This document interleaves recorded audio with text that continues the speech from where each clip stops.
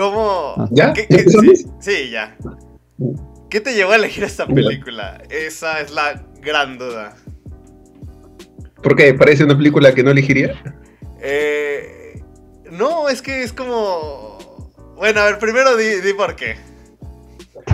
Bueno, ya tenía que elegir una película peruana también, ¿no? No, ya había elegido ya una alemana la vez pasada, ¿no? Ajá. Y además es una película que había, tenía que hacerle una especie de revisión, ¿no? De hace años que no la veía. Ujú. Más o menos eso la primera vez lo había visto cuando era niño, ¿no? Cuando estaba en el colegio, en señal abierta, cuando pasaban, por lo menos acá en Perú, digamos, fines de semana, películas locales, películas peruanas. Ujú. Y siempre le noté algo como que me parecía bien chévere esa película, bien entretenida, pero, pero dije, ahora hay que verla después ya de varios años para ver qué cosa le encuentro, y lo que le encontré fue algo distinto, ¿no? Ya no solamente me pareció entretenida ni interesante, sino ya veo todos los conceptos o lo que se aborda, ¿no? De diferentes temas como el clasismo, el racismo o prejuicios, ¿no? Ujú. Entonces dije, voy a elegir esta película porque me parece que, por más que dura 2 horas, no me parece que fuese una película, digamos, densa, ¿no? De repente una que otra historia o momentos, pero me parece que la película es ligera. Por lo menos dos de las tres historias me parece que son más ligeras. Ujú. Y entonces dije, ya vamos a elegir, y como estaba en YouTube, dije, ya también más fácil, ¿no? Ujú. Sí, sí, sí. Ya, y ahora esta película me gusta cómo aborda los tres temas o tres historias distintas. O sea, no necesariamente se cruzan, o sea, llegan a cruzarse los personajes más o menos superficialmente, ¿no? Ujú. Pero más que todo veo que los aborda el contexto, ¿no? Ese contexto social, fines de los años 80, inicio de los 90. El Perú estaba saliendo de una peor crisis, una superinflación que hubo a finales de los 80, y se ve un poco ahí cómo en diferentes generaciones, se puede decir, van afrontando ese contexto, ¿no? Desde que vemos, por ejemplo, una historia que son de los abuelos, digamos, esos señores que están más preocupados en dejar, digamos, un mausoleo para ellos, digamos, para saber dónde van a enterrarlos, pero pareciera que su modo de vida, que era pasar esa aristocracia decadente, igual siguen con esos ideas de esos prejuicios, sobre todo en el señor Lizardo. Después vemos la otra historia, donde es digamos, un poco más, donde hay la parte romántica, ese optimismo, hasta un poco esa especie, ese locutor de radio como que un poco más, ese de autoayuda, esos mensajes de autoayuda que a veces parecen, digamos, hasta tan superficiales, un poco más, y parece que te dijera, ¿quieres ser tu propio jefe? Algo así sería ahorita el contexto de ahora. Ujú. Y después vemos la otra historia, que es un poco más lo que es el trabajo o explotación infantil, ¿no? Que también termina con un final también trágico, ¿no? Casi como dos de las tres historias, ¿no? Ujú. Sí, está súper deprimente la película. Sí, un poco. Y yo, bueno, creo que además de los temas de clasismo y racismo y la aristocracia, que por cierto también en la historia del locutor de radio, él también, creo que su primer discurso es como de que le cuenta a su radioescucha que la historia de Pizarro, y que también es como, no, Pizarro, el gran conquistador de esta tierra, y es como, wow. Al mismo tiempo, pues recae tanto en el clasismo como en el racismo. Porque, bueno, creo que, digo, no sé cómo tienen ustedes la historia allá en Perú, pero lo que yo tengo entendido es que Pizarro fue o sea, la campaña de Pizarro fue la más sangrienta de todas las conquistas de América. Uh-huh. Aunque bueno, acá en el norte de México también hubo mucha masacre. Ujú. Pero lo que yo iba a decir es que creo que a mí también otro hilo conductor me parece que en todas las historias es que la gente es bien mala onda, todos, como en todos lados. Todo el mundo está tratando de salvarse y al final todos son, pues, egoístas y terminan haciendo daño a otras personas. Bueno, los viejitos son mal pedo, pero digo, tampoco es que le hagan daño a nadie, ¿no? Solo son... Creo que es la historia más divertida, ¿no? Sí. Además el actor, no sé, me cae... Como que su relación es así como... simpática. A partir de ahora voy a decir carácter para todo. Y la actuación del señor me da mucha risa, sus caras. Sí. A mí me encantó la película, pero sí, ya en los últimos minutos yo estaba diciendo, no, es que es demasiado drama. ¿Cómo puede ocurrir tantas cosas? ¿Cómo pueden ser así? Pero en general creo que... O sea, cuando yo vi que eran como 3 historias, yo dije, seguramente como que al final van a estar como que muy entrelazadas o así. Pero me gustó que se juntaran, al menos de formas, pues, tan pequeñas. O sea, no y al que... final todos... Y al final todos terminan en el cementerio, ¿no? Los viejitos se van a los... Esa es la gran moraleja. No importa si tienes plata o no, todos terminan ahí en el mismo lugar. Ajá. Y... Muy retorcida la moraleja de repente. Y pues sí, en general... O sea, creo que está muy entretenida porque me encanta ver cómo muestran o sea, a mí me gustó mucho esta escena donde está este locutor caminando con esta chava y vemos a un tipo tocando con unas botellas. O sea, cuando la vi dije, wow, es que me gusta mucho ver este tipo de cosas porque... culturalmente te meten muchísimo en el contexto de lo que es esta ciudad. Pero sí, creo que la película está muy bien hecha. Creo que las actuaciones se me hacen maravillosas y los diálogos también. Pero... Ay, no sé, sí siento que sí fue muy deprimente, muy dramática. Pero, tenía una duda... sí, respecto a la historia del locutor, hubo algo que no sé si no lo entendí o si tal vez lo estoy entendiendo mal, porque realmente ¿qué era lo que tenía esta chica? La enfermedad. Ajá, sí, como esas cicatrices, no entendí como por qué. O sea, de la forma en la que yo lo veo es como de... Él vio que también ella tenía como estas cicatrices y eso hizo que... él se empezara a alejar porque era como un reflejo de él mismo o algo así. Yo entendí que simplemente como que le dio cosita. Yo creo que es como una especie de hipocresía, ¿no? Él mandaba mensajes como de optimismo y como que de personajes que habían afrontado momentos difíciles y pareciera como que él se consideraba como si fuese uno, ¿no? Por las marcas que tenía. Y después cuando le toca afrontar algo bien cerca, hace lo que no recomendaba nunca, pero se aleja y huye, ¿no? Y ahora, es verdad, ahora que lo mencionas, él es el primero que se rindió, ¿no? Que aparte su historia es como bien cucha, que no ganó un concurso y se rindió y se dedicó a ser locutor de radio.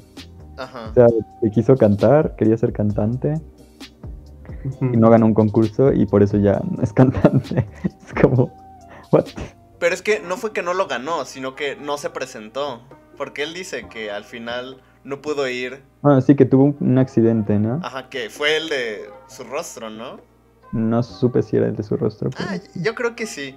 Y por eso mismo, para no ser cantante, porque tenía estas cicatrices, prefirió ser locutor. Porque es lo mismo, pero un locutor siempre está en las sombras. Creo que es algo así. Ajá. Pero es igualmente, como dice Rafa, es hipócrita. Y sí, yo también había entendido que era como hipocresía, como que él tenía sus cicatrices y ella le había dicho que sus cicatrices no eran el problema. Y además, cuando ves tú las cicatrices de la chava, te das cuenta que ese era el problema, ¿no? O sea, no eran las cicatrices de él, no es que él no le pareciera guapo o atractivo o que no lo quisiera, sino que se sentía insegura por sus propias cicatrices.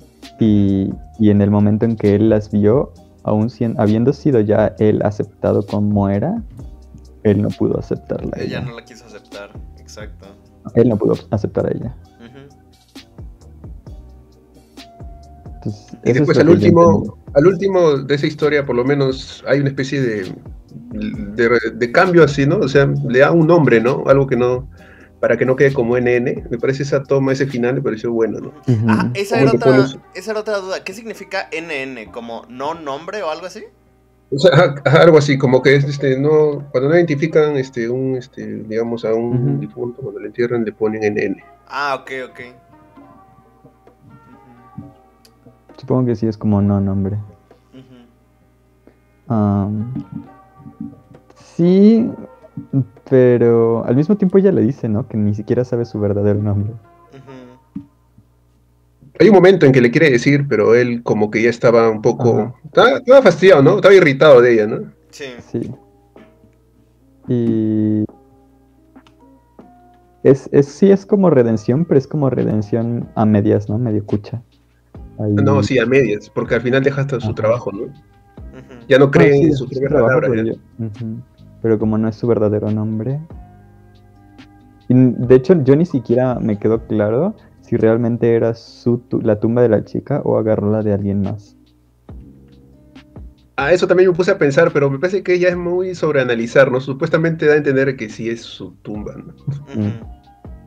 Porque le cambian las flores de lado. ¿Cómo le enterraron ahí? ¿Cómo supieron dónde cayó? O sea, bueno, supongo que no era necesario mostrarnos todo eso, ¿no? Simplemente el último como para que quede un final, digamos. Ajá. Sí. Pero sí es... A mí me parece que... Bueno, creo que todos son hipócritas, ¿no? Bueno, los viejitos tienen ahí una línea medio... Pues... No sé. ¿Qué onda con los viejitos? Porque la señora sí es hipócrita. O sea, la señora está haciendo trabajar a los niños y diciéndoles que es para ellos cuando... Digo, al inicio uno piensa, bueno, pues si ella puede ver y puede trabajar, pues muy bien, ¿no? O sea, supongo que es lo que era su plan. Pero conforme pasa en la película, conforme avanzas, la van planteando como que es un monstruo, es lo más horrible que hay en la película. Ajá. Claro, te van mostrando como que es ¿no? Que está velando o que cuida a sus nietos y después poco a poco te la van mostrando como que es digamos digamos el enemigo, ¿no? En esa historia. Y un poco como que te muestran empatizar un poco con los nietos, que también te los muestran un poco también, sobre todo el mayor, ¿no? Como que es el que más desafía a la abuela y el otro más sumiso. Sí, porque al inicio es como de, este pinche niño que no hace caso, que intenta engañarla. Pero realmente es como el que veía, pues sí, las verdaderas intenciones de su abuela. Él sabía que ella le interesaba eso nomás para curarse la vista. Yo siento que más que ser el que... O sea, más que solo ver, era como el que ya era más maduro y ya tenía como estaba pues enterado de cómo funciona el mundo, ¿no? Y como, pues por la manera en que plantea su plan, o sea, nadie nos va a cuidar, nadie se va a preocupar por nosotros. ¿Tú crees que la vieja nos va a cuidar, no? O sea, que estamos solos, que nadie se va a preocupar, no va a ser condescendiente o nadie se va a compadecer de nosotros. Tenemos que arreglarlo y ver por nosotros y no por otra persona. Mientras que el chiquito sí era como, no, pues es que mi abuelita, ¿sabes? Y te lo muestran, digamos, que en verdad nadie le tiende una mano, ¿no? Incluso cuando van a recolectar basura, terminan diciéndole que no, que la basura tiene dueño. Sí. Y también su tío también, que los trataba mal también, ¿no? Los amenazaba para que vayan.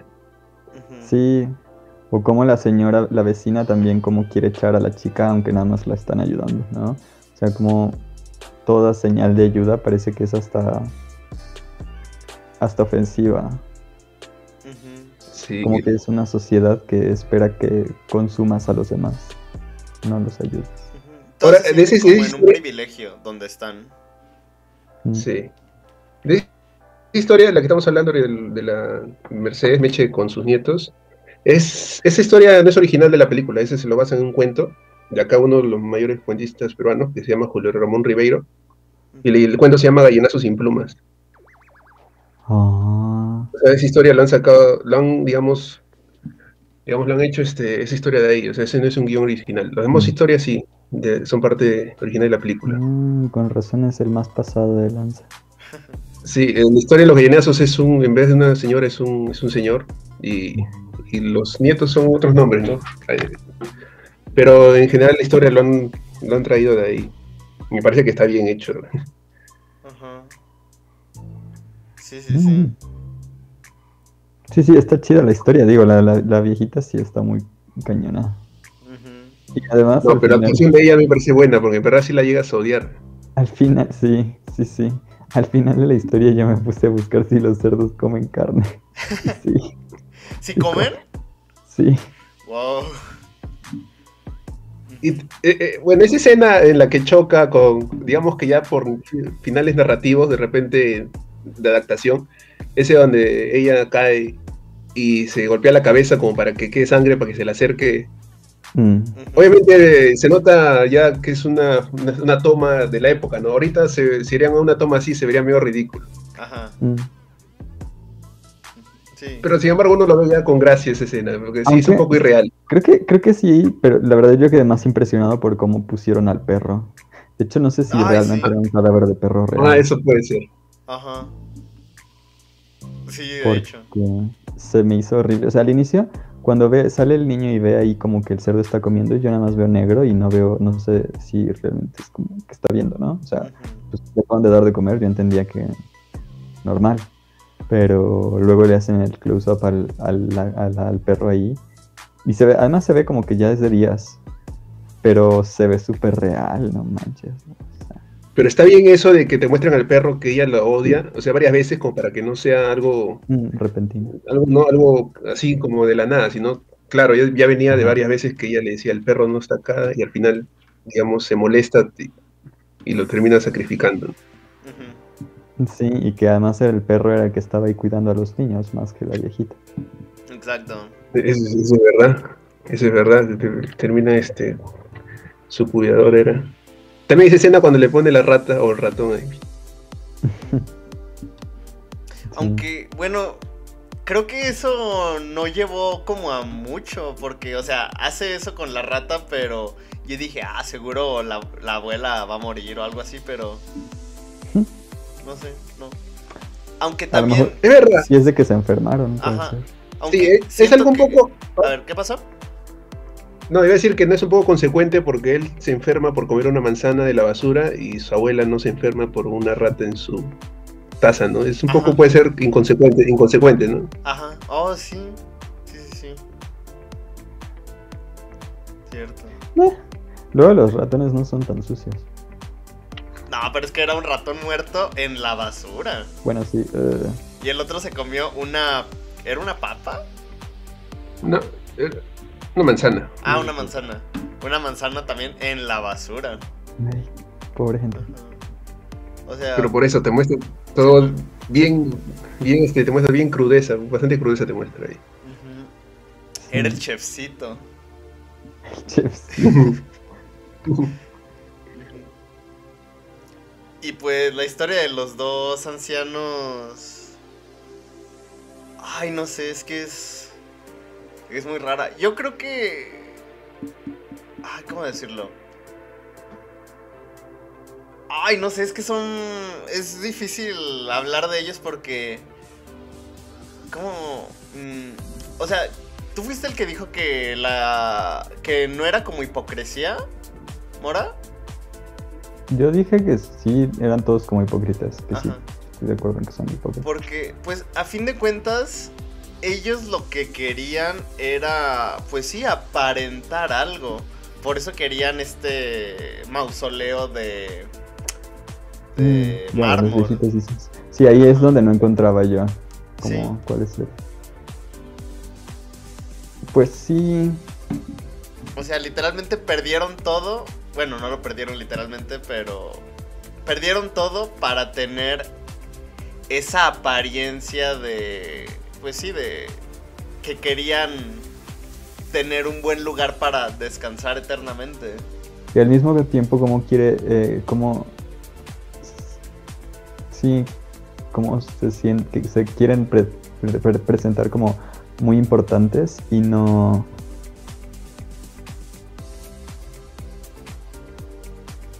Y no quieren pagar. Ujú.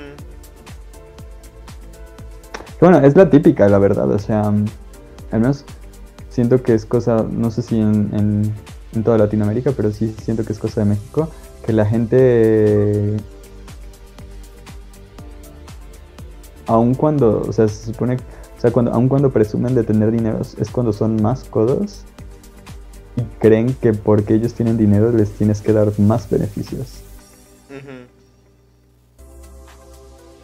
O sea, en vez de, pues, pago, son los primeros que no quieren pagar. Ujú. Oye, Pero vemos ahí cómo esa aristocracia que decayó y está arruinada, ellos un poco que quieren mantener ese estatus, pero Ujú. parece como si hicieran ese mausoleo como una especie de monumento, ¿no? Después de su muerte.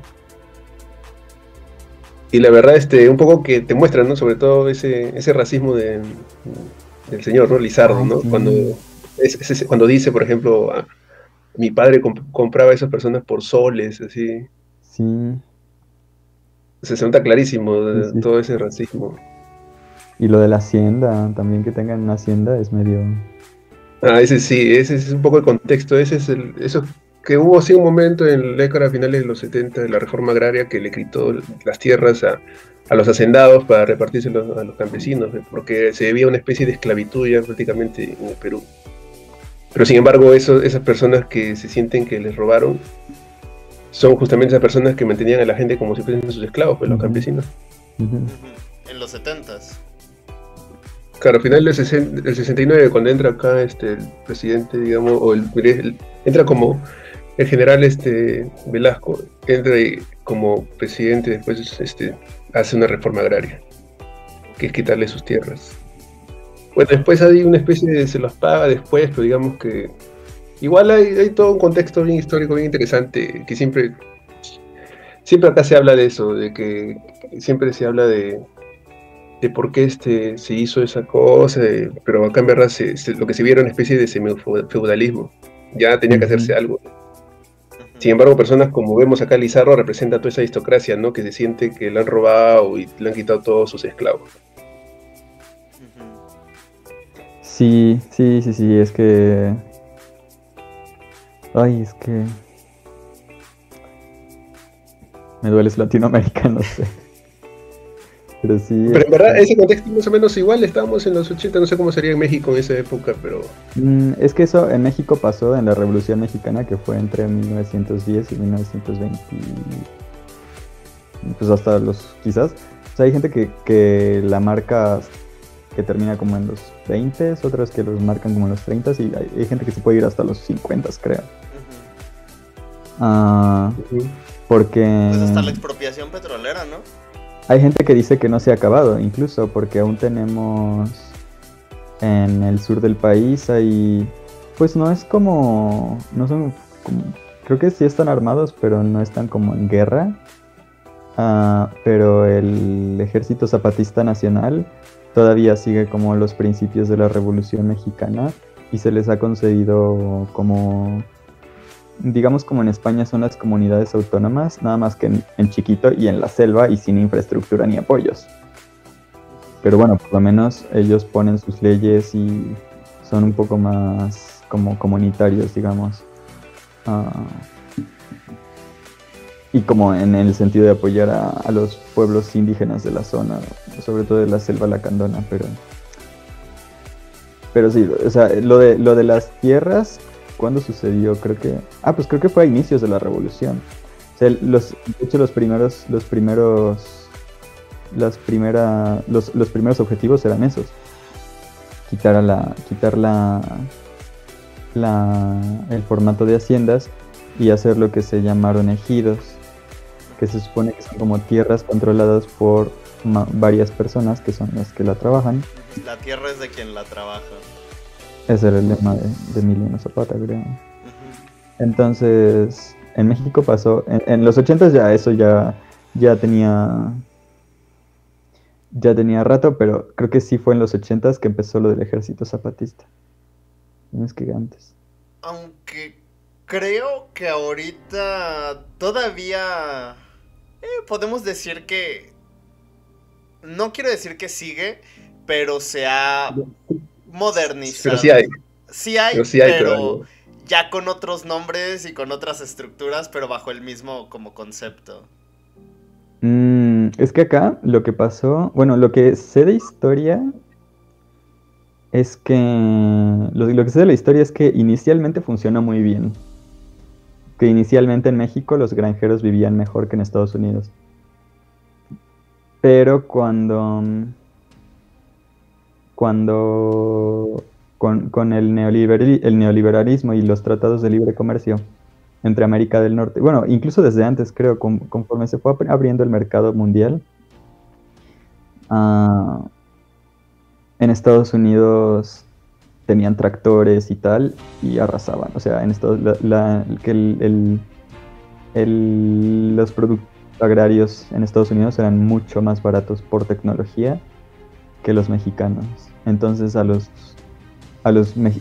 agricultores mexicanos pues les fue muy mal por eso. Y eso fue, yo creo que entre los 80s y 90s, no sé si antes.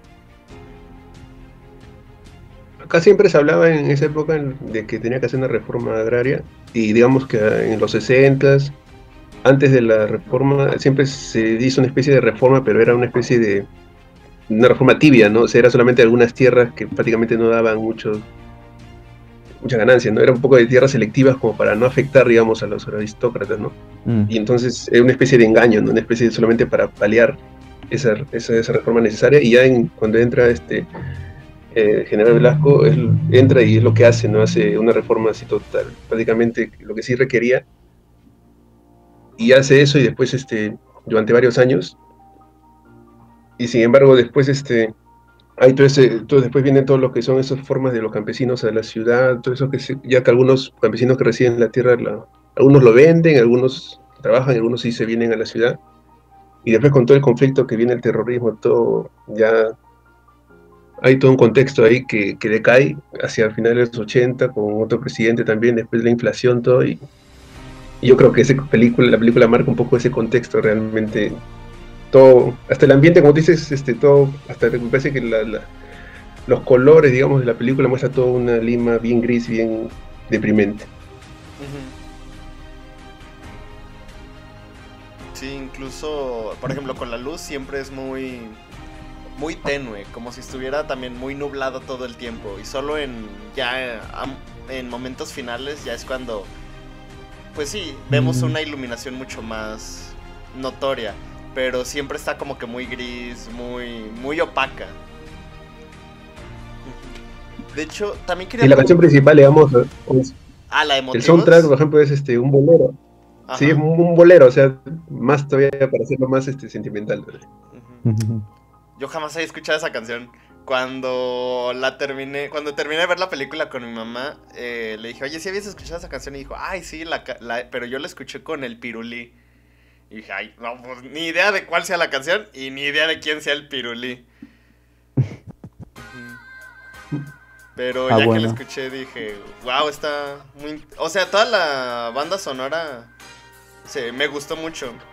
Hace rato la estuve buscando en Spotify de Alejandro Mazó y me gustó mucho. Pero, lo que iba a preguntar es muy común en Perú, digo, o sea, creo que es muy común aquí en México porque pues los tenemos de vecinos a Estados Unidos, pero en Perú sí es muy común eso de que la gente siempre esté diciendo como de, ay, hay que irnos a Estados Unidos para tal y tal cosa, para prosperar o algo así. Ahorita sí, pero digamos que en los finales 80, o sea, al principio de los 90, la mayoría se fue a Estados Unidos. O sea, acá en Perú prácticamente no hay nadie que no tenga un familiar en el extranjero o de Estados Unidos. Y hablando de eso, me ha hecho acordar porque ahora que ustedes han estado en elecciones acá en Perú, hemos estado, y hasta ayer recién han podido proclamar al presidente electo. Ya por toda una especie, no sé si se han enterado todo, pero acá una especie que la que perdió se ha quedado con, digamos, con esa piconería de no querer reconocer su derrota. Ahí está Fujimori. Y, ajá, ya no quería nombrarla porque me da me da malestar. Ay, Ya, perdón. no importa, pero sí, ya dije hasta ayer ya suficiente ya con todo ese rabieta que ha hecho. Pero ya bueno, lo que quería decir es que justo esta elección ha mostrado bastante. Esta película me ha hecho acordar, dije, uy, cuando vi dije, ese Perú en los 90, qué racista, qué clasista. Y me puse a pensar en un minuto, dije, prácticamente seguimos siendo igual. En el Perú, en Lima hay bastante racismo, clasismo todavía hasta ahorita. Si te entras a las redes sociales o al Twitter acá en Perú, sería todo el racismo que se ha manejado en estas elecciones. Por ejemplo, mucha gente diciendo que si era presidente, el presidente electo que es Pedro Castillo, diciendo que se va a ir a Estados Unidos, que me voy a ir, y ya sabes quiénes son mayormente esas personas, ¿no? Personas que... no, a ustedes le dicen, acá le llamamos pitucos, creo que ustedes le dicen whitexicans, creo, ¿no? Sí, whitexicans. Ya, algo así. Ya, entonces... toda esa gente diciendo que se van a ir a Estados Unidos. Y ahorita, ayer estamos esperando a ver si en el aeropuerto ya están sacando sus maletas. O como siempre, como le dijeron hace 5 años, o hace 10 años, igualito. Siempre esa amenaza de que me voy del país porque no quiero un presidente. Y como tú sabes, el presidente ahora es, digamos, tenemos que es un profesor del lugar rural, digamos, desde campo. Debías ver todo el racismo que se ha manejado con ese presidente diciéndole que el presidente es iletrado, y no solamente de las personas, ¿no? Sino también de distintos medios de comunicación, ¿no? Que se han prestado a eso. Y por eso yo también digo que en el Perú mucha gente en verdad sí es de decir que sí me voy, pero de ahí a que se vaya ahora, no se van. Pero siempre dicen que se amenazan con que se van a ir como si fuesen importantes acá también. Bueno, allá hay...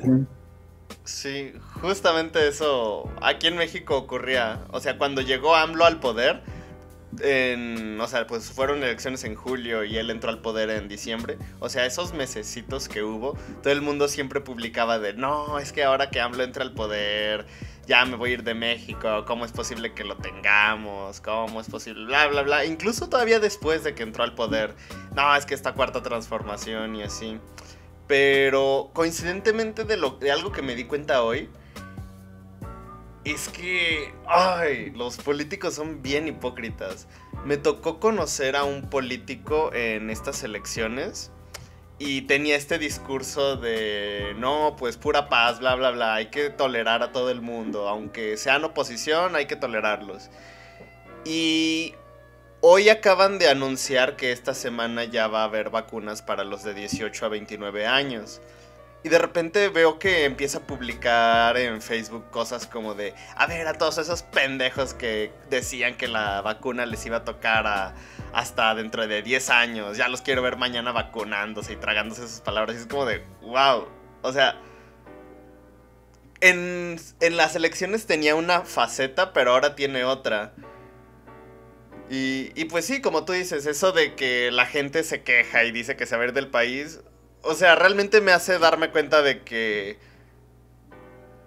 somos muy parecidos, o sea, es muy parecido a la gente en toda Latinoamérica.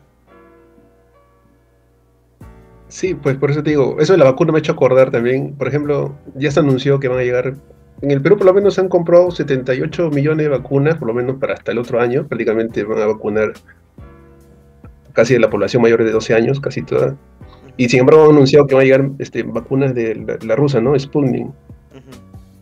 Y hace, digamos, ¿cuánto se anunció? Cuando hace, digamos, unos meses se anunció que la vacuna rusa tenía un 90 y tanto de eficiencia, ¿sí o no? Y como no, decían, oye, ¿cómo no negociaron con la vacuna rusa? Todos reclamando, pues no, la vacuna rusa tiene más eficiencia. Y ahora que la anuncian, salen a decir, no, que no me voy a vacunar con esa porque no la aceptan en algunos lugares de Europa. O sea, es igualito, pero igualito. Sí. Sí, y hay un buen de clasismo hasta para esto de las vacunas. O sea, he visto varios tweets de gente. Vi el tweet de una chava que decía que ya le tocaba la vacuna, pero que decidió no vacunarse o esperarse solo porque era la AstraZeneca. Y... Ay, no sé, de verdad me molesta mucho que haya gente pensando así. Bueno, pues Lo mismo se decía también, acá el año pasado con la vacuna china, de China y de Rusia. Se decían, no, no, que esas vacunas no, porque son de China y de Rusia. O sea, cuando ni siquiera había vacunas ni una. Ahorita que hay bastante ya se ponen a elegir, pero hace un año ya no sé, querían sí, sí. esas vacunas. Y además como se ponen así como de, es que no se sabe, es que no se puede saber si la vacuna es eficaz o si tiene efectos colaterales y tú como de, ¿y de cuál sí sabes si tiene efectos? O sea, si Ajá. nos vamos a poner científicos, ¿cómo sí sabes y de cuál sabes? O sea, porque todas estaban igual, ¿no? Todas estaban en que se estaban brincando pasos, en que todas. Y lo sabíamos y se había dicho desde el principio que se iban a brincar pasos. De hecho, se anularon muchas etapas. La Organización Mundial de la Salud y esta, que es la FDA o algo así en Estados Unidos, que declararon que se iban a liberar ciertas etapas para que pudieran estar las vacunas antes. O sea, se sabía desde el principio. Ujú. Entonces, sí. O sea, a veces se quieren poner muy científicos y luego se ponen con argumentos de que es rusa, es que es china. Ah, bueno, muchas sí. Allá en México o sea, los medios le han tirado, digamos, este barro, como se dice acá, le han hecho, digamos, mala publicidad a las vacunas, han dicho esta vacuna es mala, ¿sí? Algunos medios. Sí, y cuando se compraron, porque aquí creo que sí, desde que se podía, se hicieron contratos con la Sputnik. Ujú. Y también algo vi de que la participación mexicana creo que fue en la de AstraZeneca. Y la de AstraZeneca había salido muy baja en eficacia. Pero Ujú. los de Sputnik dijeron que si se juntaba la de Sputnik con la de AstraZeneca, ambas podían funcionar mejor. Aunque la de Sputnik ya tenía suficiente, o sea, era como de las que estaban normal de eficacia, ¿no? Igual que todo, que las mejores, pues. O sea, ni muy grandiosa, pero pues ahí estaba. Y que las dos podían ser mejores. Entonces, creo que cuando se pudo, se compraron de Sputnik y la gente empezó así como, no, es que son vacunas rusas, ¿y cómo puede ser? Y todo el tiempo, o sea,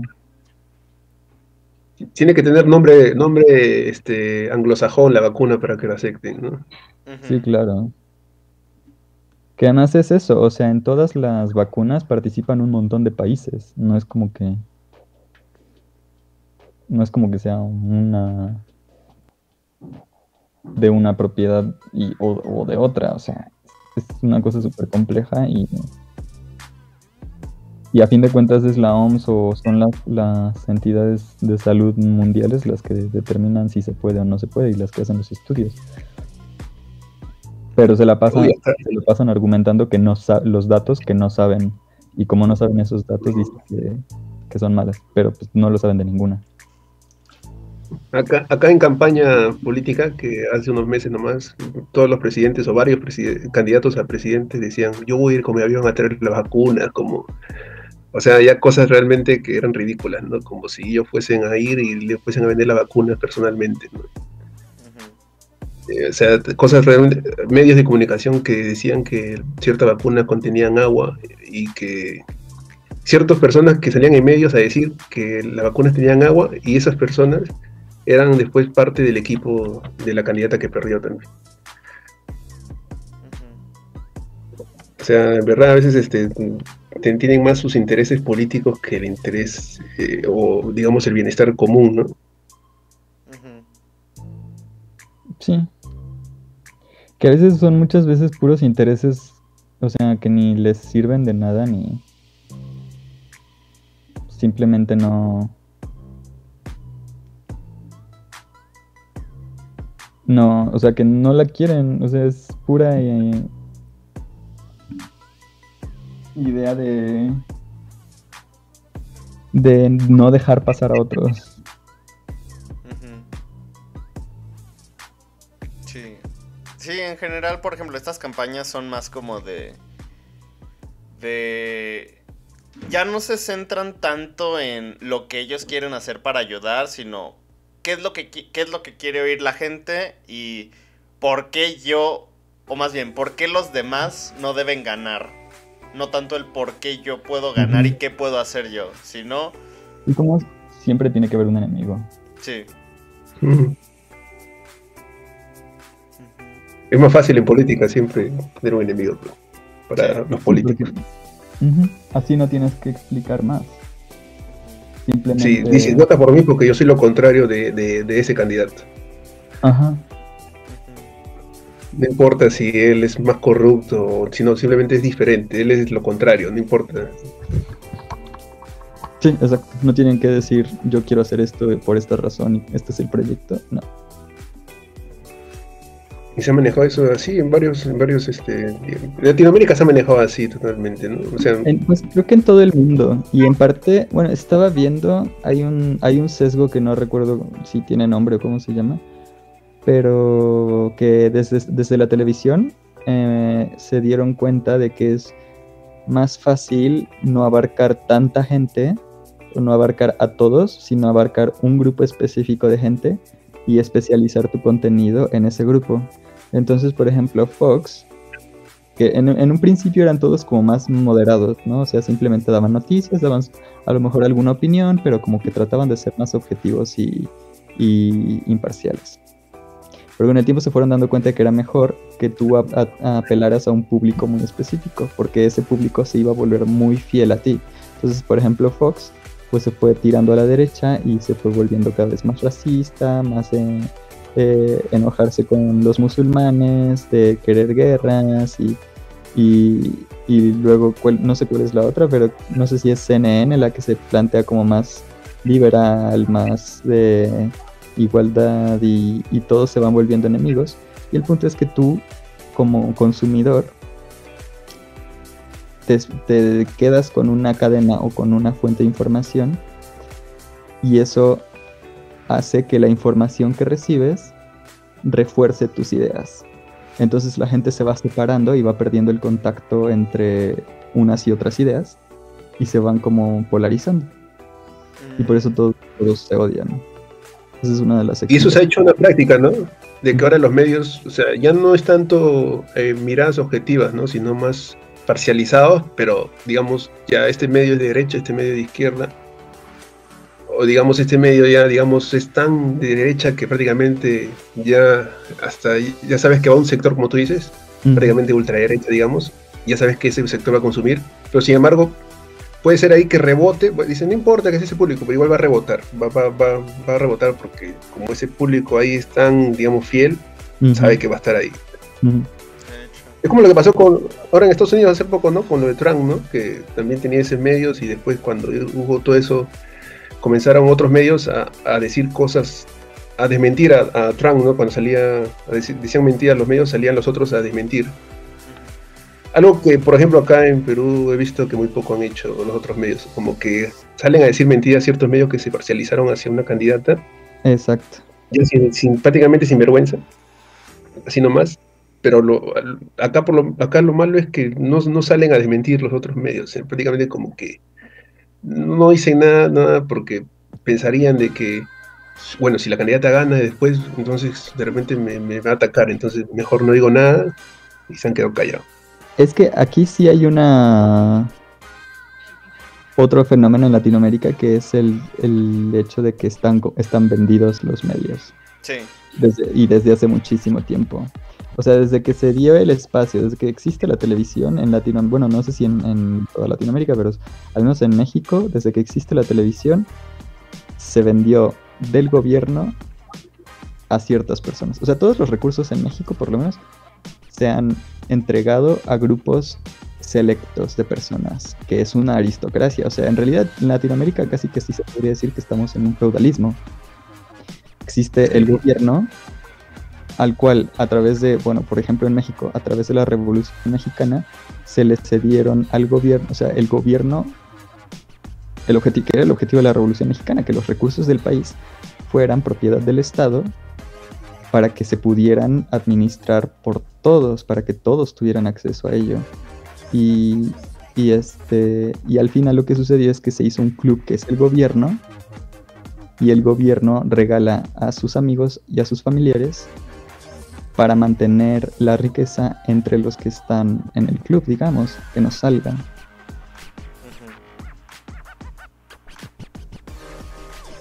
Entonces, lo que se hizo, o sea, lo que se ha hecho también con el internet, con la telefonía, con la televisión en México, es eso, o sea, se los dan a 2, 3 personas que están involucradas en las esferas del gobierno, y ellos lo único que tienen que hacer es mantener el statu quo. Espera, quiero hacer una pausa.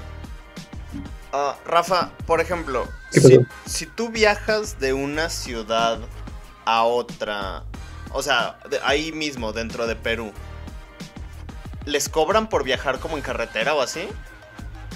¿Hay como estas estaciones donde les van cobrando? ¿Peaje? ¿Algo así? Sí, peaje. Ajá. Sí, sí hay peaje, sí. Ok. Porque allá en México es... Sí, es que el otro día no sé por qué me llegó ese pensamiento. Estaba acostado en mi cama y de repente dije, como, ¿por qué nos cobran por viajar en carretera? ¿Por qué tenemos estas casetas que nos van cobrando y cobrando y cobrando? O sea, ¿es legal que nos cobren? O sea, está privatizado, pero no sé. No, pero espera, es que no está completamente privatizado. En México, la Secretaría de Comunicaciones y Transportes, que es del gobierno, construye y mantiene las carreteras. Pero... pagar impuestos prácticamente, ¿no? No, porque el peaje es para una empresa privada. Eso sí, eso sí. O sea, le pagamos a la empresa y no tanto a la secretaría. O sea, es que es lo típico en México. Nosotros, el gobierno paga el trabajo, paga el costo, que es lo mismo que pasó con Odebrecht. Ajá. Que los contratos eran de que si Odebrecht no ganaba millones, pues el gobierno tenía que compensar por eso. Y entonces en eso nos une, Odebrecht nos une a toda Latinoamérica, creo. Sí, sí. Entonces, es lo mismo con las carreteras, o sea, el gobierno las construye y alguien más se beneficia del peaje. No son impuestos.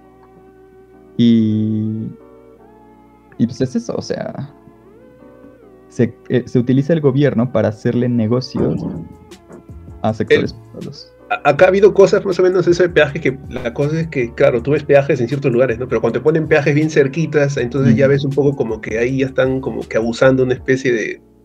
Ya están sacando una especie de algo de corrupción, ¿no? Ponerte peajes bien cerca. Puntos ahí de repente ya hay un problema ahí. Acá ha pasado eso más o menos en algunos lugares. En México se supone que en todos los lugares tienen que tener una vía de comunicación que no sea con peaje. Es larguísima, es larguísima, peligrosa y está mal hecha, pero se supone que tiene que existir. No, o sea, si no quieres pagar, ándate por el lugar donde puede ser que no llegues a tu destino. Sí. Es como Homero dice, como Homero Simpson en un capítulo, ¿no? ¿Para dónde voy? ¿Para la derecha o para la izquierda? Y está todo con un brillo solar y el otro con todo tenebroso. Ajá.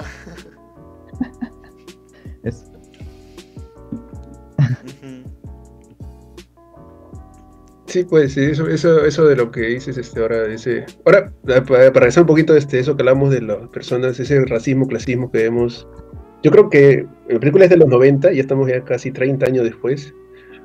La verdad que yo, por lo menos ahorita que lo revisé otra vez y veo tantas cosas tan de ahora que lamentablemente parece que no hemos cambiado mucho, por lo menos acá en Perú. Yo no sé cómo ustedes lo puedan ver, de repente en México también ven así, o creen que de repente ya es menos racista, o de repente es menos notorio de repente, no sé. A ver, yo tengo mi opinión, pero a ver, ¿qué tiene? ¿La digo yo primero o tú, Mora? Yo creo que sí se ha mejorado. Lo que pasa es que yo creo que se ha mejorado, y en todo el mundo, y muy fuerte, pero también creo que no se le ha permitido a la generación que es la que ha mejorado las cosas todavía llegar a... O sea, piensa tú que o sea, esta gente de la que tanto se burlan en internet luego y en la tele sobre todo, que te dice no seas racista, no digas esta palabra porque es racista. Incluso la gente que está con esto de las de cambiar el género lingüístico, de quitarlo o de cambiarlo o de multiplicarlo, eso yo creo que son señales de que la gente se ha dado cuenta de que, o sea, de mecanismos de control que a mediados del siglo XX se estaban estudiando y describiendo y que actualmente ya se dan por sentado. O sea, también creo que la tecnología, además de los beneficios y los problemas que ha dado, lo que sí es que nos ha hecho muy evidente que nos están vigilando y que nos están controlando y que, digo, todo el mundo sabe que si tú dices que quieres una cerveza y tienes tu teléfono ahí apagado, aunque sea, digo, en suspendido, luego te va a salir un anuncio de cerveza y dirás, ay, qué casualidad, ¿eh? Entonces, yo creo que sí, la gente se da cuenta de cómo funciona el poder y que sí están tratando de recuperarlo. Y yo veo como, no sé, quizás también es porque el internet te muestra más cosas, pero las protestas en Chile, en Colombia, en Cuba, en Bolivia, en Francia, en España, y no sé, siento que los adultos se ríen mucho de eso. Pero yo creo que, no sé si, o sea, no se trata tanto de que si estés de acuerdo o no, pero que al menos la gente esté teniendo las conversaciones, porque yo creo que esas conversaciones sí van al fondo del asunto, que no es solo quién está en el poder, ni si socialismo o capitalismo, sino cómo nos relacionamos unos con otros como personas. Entonces yo creo que sí se ha avanzado, y en Latinoamérica también creo que Latinoamérica es una región que siempre ha luchado porque al mismo tiempo siempre se ha sentido oprimida. Entonces yo siento que en Latinoamérica, sobre todo, quizás porque aquí vivo y me entero más de esto, pero que se lucha muy fuerte.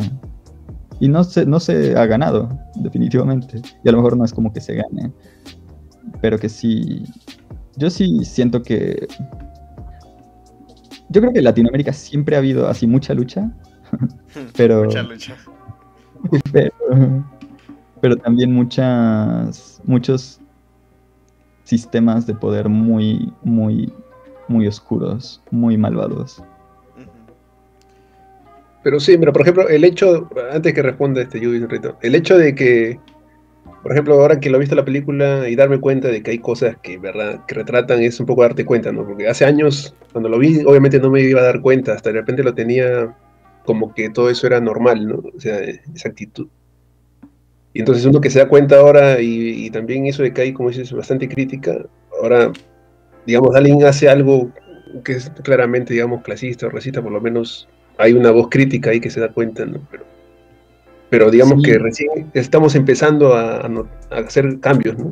Exacto, como tú lo dices, yo creo que a mí también se me hacían estas cosas normales cuando era pequeño, y ha sido en el transcurso de mi vida que me he ido enterando y educando al respecto. Entonces yo creo que sí, son muchos cambios que ahora suceden.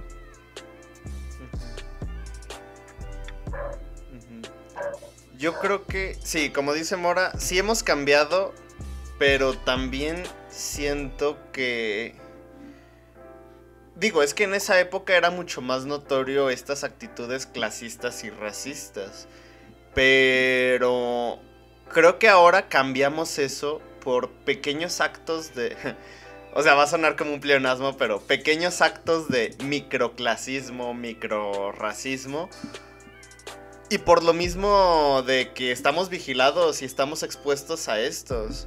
O sea, creo que eso nos ha dado tanto poder y nos ha dado tanto estatus, o al menos nos ha dado este estatus que creemos tener gracias a redes sociales, porque en redes sociales siempre estamos aparentando a tener un nivel que en vida real no tenemos, porque pues sí, es parte de la naturaleza humana aparentar, pero el hecho de que siempre estemos aparentando eso, y al aparentar ese tipo de cosas siempre vamos a hacer menos a otras personas, o incluso personas que estén como en un nivel igual a nosotros, nosotros siempre lo vamos a negar y vamos a estar haciendo menos esas personas gracias a esa imagen que queremos fomentar de nosotros mismos en redes sociales. Y digo, creo que es muy evidente cuando tenemos esta imagen de nosotros en momentos de necesidad. Cuando nos están grabando, cosas así. Cuando estamos como... O sea, no quería utilizar este ejemplo. Pero, ¿qué ha pasado con todas estas personas que tienen sus 5 minutos de fama en internet y que los llaman los lords o ladies, no sé qué? ¿Por qué? No sé, el ejemplo que se me hace más notorio fue de hace unos años de una señora que estaba... O sea, ofendió muy feo a una señora que cocinaba para ella porque le había preparado mal unos chiles en nogada o algo así. Y de repente pues fue compartida en redes sociales y cosas así. Y era una señora pues sí, de Polanco, la Roma, algo, de un lugar así en la Ciudad de México. Y no sé, yo no siento que la gente haya cambiado verdaderamente por este cambio social, sino porque ahora estamos más expuestos, valga la redundancia, a que nos expongan. Sí, pero así funciona.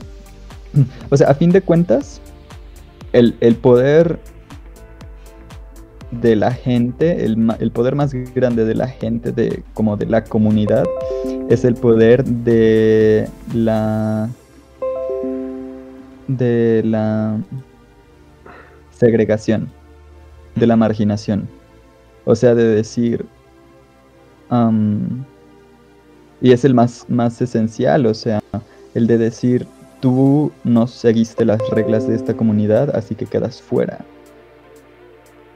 Y también es fea, y también quizás deberíamos buscar, y sí, yo creo que es parte de lo que se busca también, o sea, el plantear soluciones menos crueles, porque muchas veces esta marginación ha caído sobre prostitutas, sobre alcohólicos o enfermos mentales o leprosos o gente de otra religión, y ese poder, a fin de cuentas, está medio feo, porque hay otras personas que abusan de ello, instituciones, pero a fin de cuentas es mejor que la prisión, es más popular, es menos institucionalizada y centralizada que cosas como la prisión o la policía. Entonces, es como lo que hay, que es el menor mal, pero que permite justicia. Que es mejor que la policía, básicamente. O sea, algo se tiene que hacer, no puedes, o sea... Es que es un poco... Si la gente piensa que algo está... Es como lo que tú dices, ¿no? Es un poco el asustar, o sea, lamentablemente no es... O sea, es como decir, ¿no? O sea, tienes que hacer el bien por el hecho de que es el bien, o tienes que hacer el bien porque si no te va a caer algo, que te haga un castigo, ¿no? Ajá. O sea, prácticamente funciona así la sociedad, o sea, desde que tienes que ponerte un cinturón de seguridad porque... No porque te salves, parece que lo haces para que no te sancionen.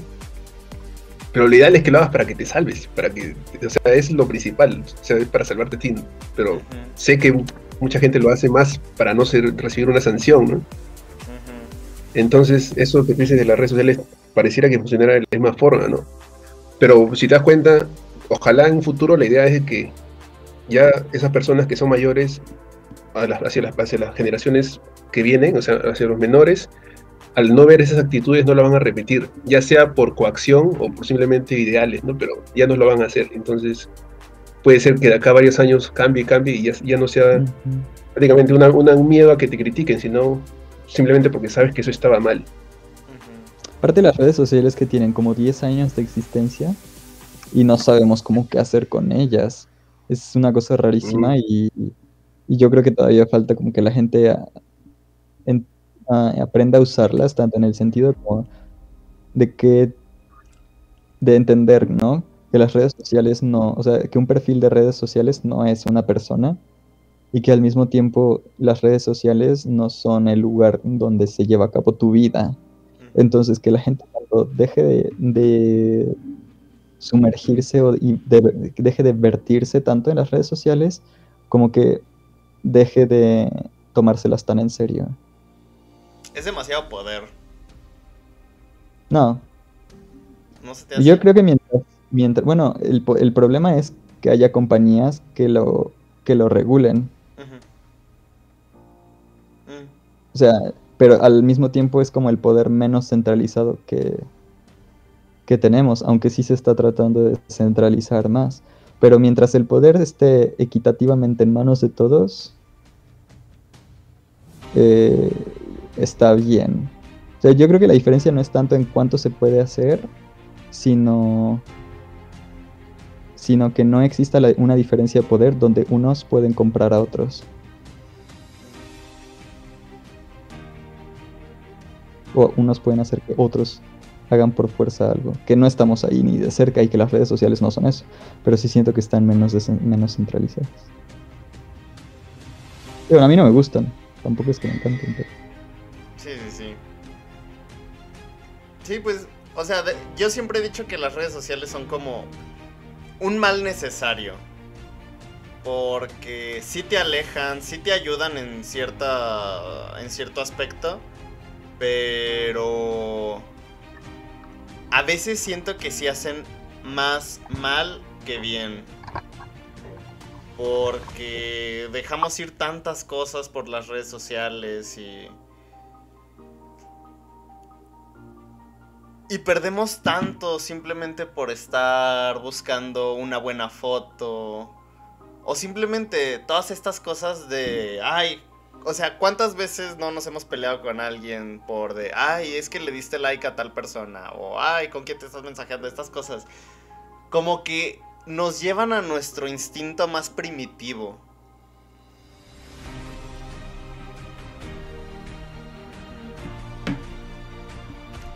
Y no sé. De repente, como dices, puede ser un uso, o sea, de repente el uso que uno le da, ¿no? A veces como fuente de información, digamos, algunas redes sociales parecen buenas porque, o sea, si tienes que informar de algo, está actualizado prácticamente, ¿no? Al momento. Pero después también cuando hay, no sé, ves si hay mensajes como de odio o de insultos, de esas cosas, te das cuenta que parece como si la gente fuese un poco ahí a hacer catarsis también. Porque sí, hasta como fuente de información se me hace demasiado libre y demasiado, pues, grande. Porque es que ya puedes obtener, ya todo está ahí. Todo lo puedes obtener simplemente con esto. Ya no necesitas nada más. Y... ay, no sé. Me da miedo, la verdad. Porque... es que no sé. ¿Qué edad tienes tú, Rafa? 29. Pregunta. ¿Manda? ¿Qué pasa, Mora? ¿Qué dijo? O sea, era como para contextualizar, porque, digo, cuando éramos niños no era como que muy común tener, pues sí, tener tantas cosas así a la mano. Y de repente, como dijo Mora, las redes sociales llevan unos 10 años más o menos. O sea, el paso... ¿Que tú has tenido celular en la escuela? No, pero el paso tan rápido, o sea, la forma en la que vamos evolucionando tan rápido, de verdad, no puedo imaginarme cómo vamos a estar en 10 años o más. Siento que la sociedad se va a colapsar o algo. No, ¿sabes? Por un lado, las computadoras ya no pueden ser mucho más inteligentes. O sea, por eso se está buscando lo de las computadoras cuánticas, porque las computadoras normales ya están alcanzando el límite. Ya no, o sea, físicamente, sí, no se pueden hacer computadoras más potentes sin violar las leyes de la física. Entonces, no avanzará. O sea, no es tan chido. Y además, piensa tú que en el siglo XX estaba lo de la guerra, ¿no? Y luego estaba lo de la carrera, o sea, lo de la Guerra Fría. Y luego estaba lo de la carrera espacial. Y eso es lo que nos llevó donde estamos. Actualmente, los avances tecnológicos son para que iPhone venda más caro, para que haya más iPhones, para que los iPhones se rompan, para Para que el dueño de Amazon vaya al espacio. Vaya al espacio. Ajá. Pero deja tú, o sea, piensa en los proyectos de la humanidad contemporánea.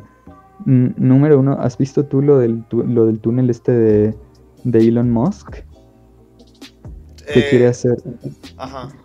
quiere hacer las autopistas bajo tierra en túneles y solo son autopistas de un carril bajo tierra, mucho más caras. Es todo. Y que den vueltas en círculos por una ciudad, es todo. O sea, estos son los genios de nuestro tiempo, ¿sabes? Bueno, no los genios, porque seguro hay gente mucho más inteligente que está haciendo cosas mucho mejores. Pero esos No son sé, pero yo estoy esperando que hagan las zapatillas de Volver al Futuro o el skate volador hasta ahorita. Es que ya ni siquiera hay esperanza, o sea, lo mejor que podemos esperar nosotros es que no hayamos destruido el mundo para el 2050, 2030. Que no estemos extinguiendo a la raza humana. Oye, para sí, para esas fechas. Esa es nuestra mejor expectativa. Ese sería el mayor logro de la humanidad en nuestra generación. Nada de llegar al espacio, no sueñes con ir a Marte, no sueñes con ir a Júpiter, ni con hacer minería espacial. Nada de eso nos va a tocar. Es posible que ni siquiera se pueda, o sea, que realmente tenga que haber un periodo como de, a ver, todos tranquilos, relaja la raja, porque todavía nos faltan un montón de cosas que resolver aquí. Entonces, no sé, yo no veo mucho futuro, así como de ciencia ficción. Yo creo que la ciencia ficción del siglo XX ya fue todo lo que vamos a tener de ciencia ficción por el próximo siglo. Y no les creo mucho, o sea, dicen que van a pasos agigantados, pero es como, sí, claro, o sea, a lo mejor encuentran curas para nuevas enfermedades, a lo mejor energías así muy chidas, más verdes, no sé, ese tipo de cosas. Por ejemplo... Entonces, 2001, Odisea en el espacio, o sea, que estaría bien futurista, que sea el 2001. No. O sea... Ya, y aprovecha para hacer Cherry, que está en el podcast número 23, creo, ¿no? En el número 23, claro que sí. En el canal de Spotify. Si quieren escuchar, escuchen ahí. Pondremos haz clic en el link del video. Haz clic aquí arribita para ir a ese podcast. Pero... ¿Qué vas a decir, Yubis? Ya no me acuerdo. ¿Qué iba a decir? Sí. No, a ver. Estamos hablando sobre... sí. Cosas como el internet, la nave espacial no van a suceder para nosotros. No, ya me acordé que iba a decir. A mí sí se me hace que esta vacuna del COVID sí fue un logro. O sea, sí fue algo increíble porque, o sea, conseguir una vacuna para una enfermedad tan global en solo un año se me hace... O sea, se me hace algo muy difícil. Yo creo que existe la capacidad, incluso superior. Por eso siento que no es cosa de tecnología, sino de logística y casi que voluntad. Es lo que te digo, o sea, piensa tú que los retos que nos estamos planteando es cómo hacer una mejor cámara para el iPhone. O sea, realmente nadie es así como, realmente tengo que resolver este problema por la humanidad. No, ahora es solo... ¿Cómo hacer que la gente tome mejores fotos? En el futuro vamos a tener más plataformas de streaming de repente. ¿Cómo? O sea, de hecho, quizás está estudiando más la ciencia de la psicología de mercadotecnia y casi que de control mental que otra cosa.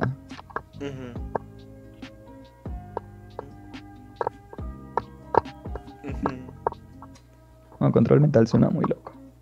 Tampoco creo que pueda. Bueno, es que... O sea, control mental... Nah, yo digo que... O sea, el control mental existe en el momento en el que vemos... Por ejemplo, las sectas que siguen existiendo aún en esta época. Digo, no es como lo pinta la ciencia ficción, pero el control mental sí existe. Sí. Simplemente es saber... cómo hablarle a la gente. Bueno, y incluso va un poco con esto de la película. Felicidonia, dice.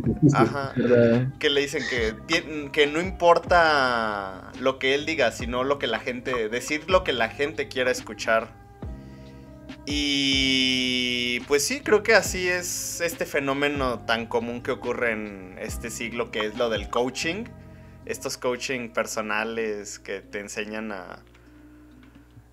de hecho también que tiene que ver mucho con el racismo y clasismo. A mí me tocó que hace unos años yo estaba en la universidad y me llamaron porque querían que diera clases de inglés.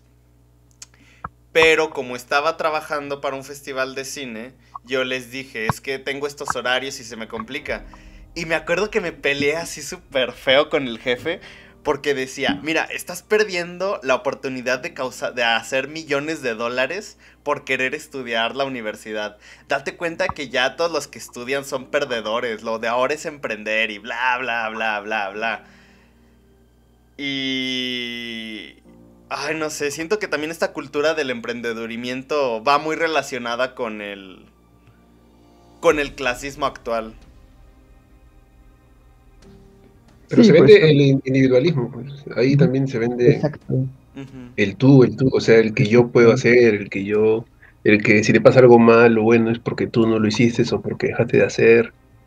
Un poco lo vemos, ¿no? Cuando él manda su mensaje, tú eres tu destino, dice que es bien ridículo, ¿no? Ajá. Ya, pues es un mensaje de autoayuda. Claro, con el coach están ahí bien entrelazados.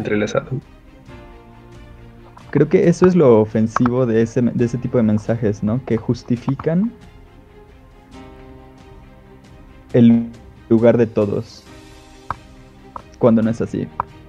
O sea... como esta típica frase que todo el mundo usa de el pobre es pobre porque quiere. Exacto. Y se lo utilizan a cada rato. Ajá. Y es que, y te lo dicen las personas todavía que tuvieron los privilegios de tener opciones, ¿no? O diferentes privilegios. Ajá. Y él te dice, no, yo me he esforzado, claro, pues sí. Si trabajas en la empresa que da tu papá y de gerente, porque es tu papá, claro, pues cómo no vas a tener eso, cómo no vas a hacer dejar de ser pobre. Ajá. Exacto. Sí. Es que es eso. O sea, las estructuras, la gente nunca hace las cosas solo. Ese es el problema. Número uno, es una mentira porque cuando tú sales de la carrera realmente piensas que tú lo tienes que hacer todo solo. Y lo que aprendes luego es que no, que tienes que pedirle ayuda a un montón de gente.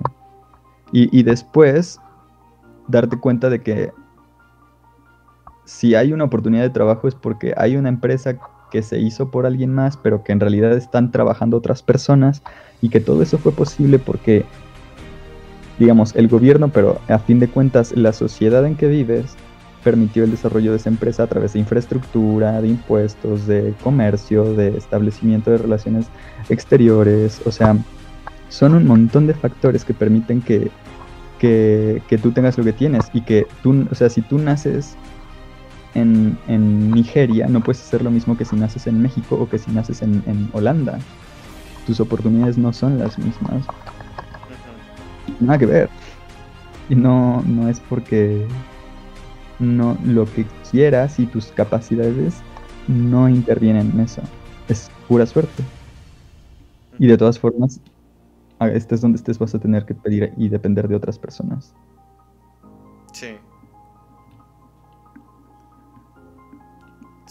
Sí, incluso pues cuando tú fundas una empresa siempre vas a ocupar inversionistas, vas a ocupar pues sí un montón de gente, pero luego ellos dicen, no, es que es mi propia empresa, soy el jefe, bla, bla, bla. Exacto. Ajá. Es muy cuando fácil. Ellos no mandan los correos, o cuando ellos no manufacturan los productos, o no los llevan, no los entregan. Entonces es como, ¿dónde está ese éxito personal individual, ¿no? O cuando te dicen, tú eres un diseñador, lo único que haces es sentarte a dibujar y tienes aquí tus 50 hojas con tus sketches, tus bocetos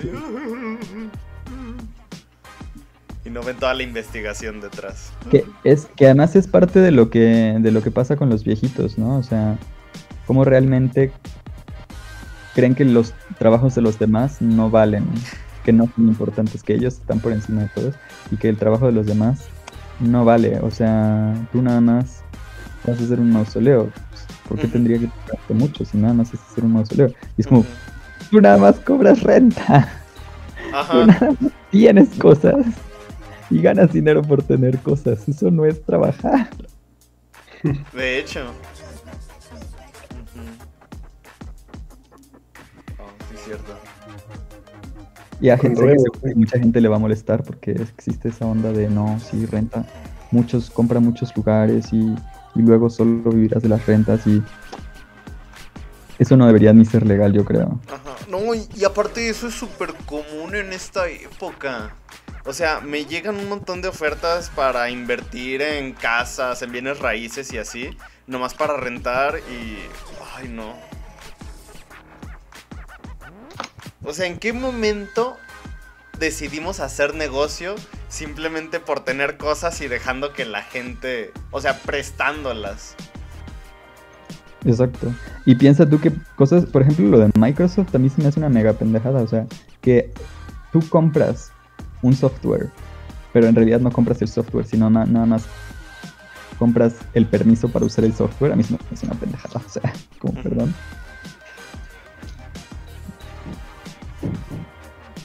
Compra solamente el uso y hasta también en música, ¿no? Algunas iTunes, todas esas. Sí, cierto. Esos de plataformas de música también te los prestan, ¿no? O sea, no es que te dan la música y ya, solamente te lo dan y después es como un alquilar, ¿no? Ajá. Y si dejas de pagar, pum, ya no es tuyo. Es que sí, o sea, en concepto, la idea de inversión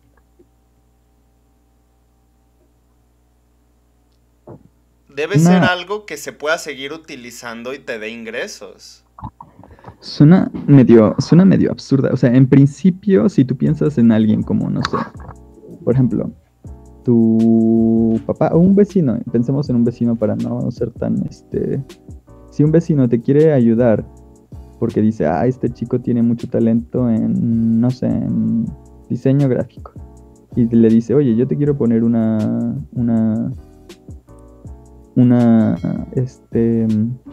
oficina porque creo que tú tienes mucho talento y si te dedicas a ello pues podrías ganar mucho dinero y me lo podrías pagar.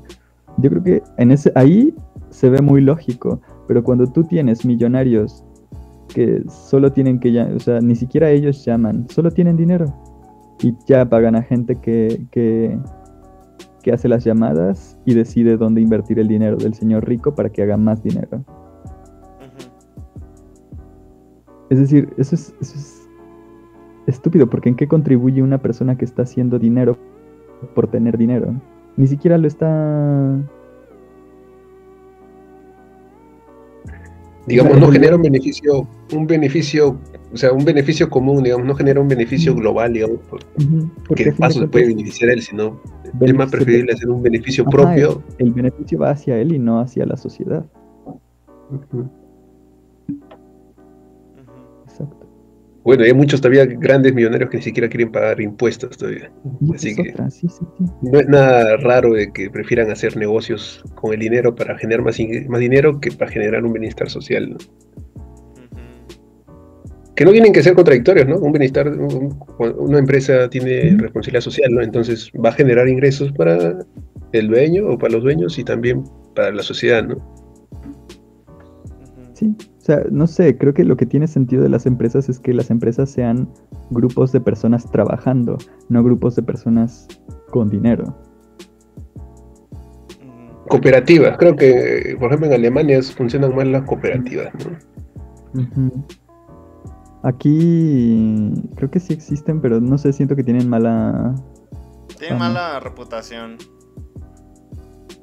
Bueno, al menos en mis clases siempre me decían, no, si te invitan a eso, no. O sea, lo satanizaban tanto como el outsourcing. Que el outsourcing creo que sí ya no existe en México tampoco. No, ya lo quitaron, ya lo eliminaron. Bueno, no sé si decir eliminar o... Bueno, ya está penalizado. Es que bueno, tampoco sé si lo penalizan. Pero...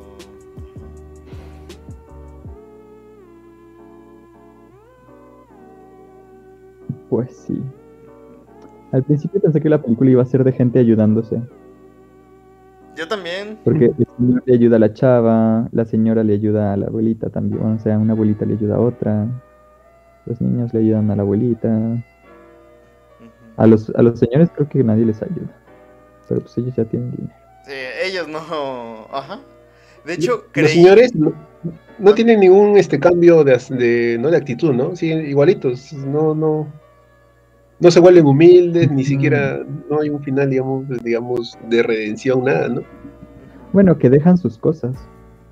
Quizás sí, pero se van a vivir a una casa, digamos, de que los cuiden, ni siquiera su propia casa, que ellos son dueños. O sea, yo pensé que se fueron a un asilo. Un asilo de super lujo, parece hotel, no manches.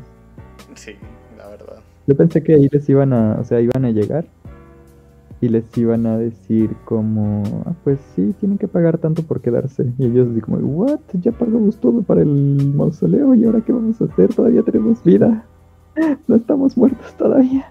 Ajá. Y ya tienen su mausoleo pero no tienen casa.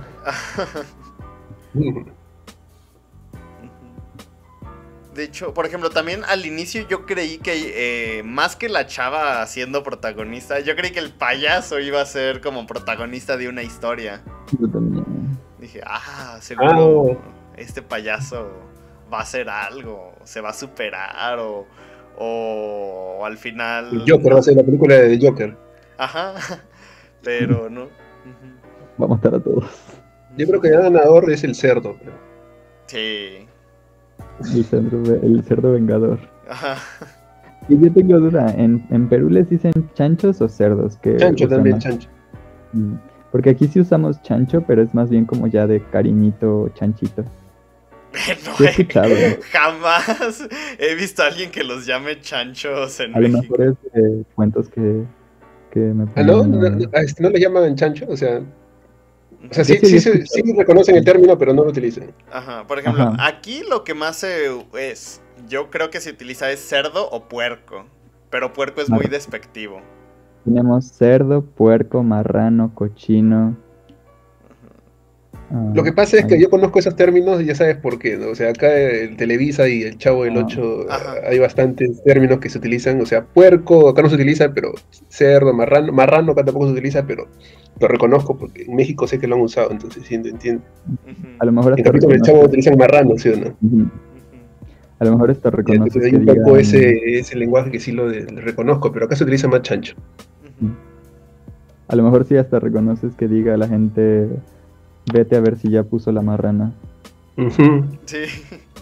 Claro, obviamente, se conozco. No se utiliza nunca acá, pero... Oye, sí. Qué curioso. Y también... a mí me gusta mucho que Lima esté en la playa. Y que todos tengan vista al mar. Eso sí está. Sí. Ahora, algunas tomas del director que me gustó es cuando la historia cuando acaba de los niños, cómo se va alejando la cámara, a ellos mirando hacia por la ventana. Es una buena toma, me gustó, no me acordaba de esa escena. Solapan su complicidad. Sí. Ajá. El director creo no lo nombramos, por si acaso, Francisco Lombardi. Sí, bien conocido, o sea, en Perú es uno más grande, digamos, reconocidos directores, ¿no? O sea, un montón de películas, y buenas películas, de hecho. O sea, en el Perú, lo que es cine en el Perú es bien reconocido, ¿no? Francisco J. Lombardi. ¿Qué otras películas de él recomiendas? La ciudad de los perros, Pantaleón y las visitadoras, es bien conocida, se basa en una novela también. La de La ciudad y los perros es la de... O sea, ¿es adaptación del libro de Vargas Llosa? Claro, sí. Ok.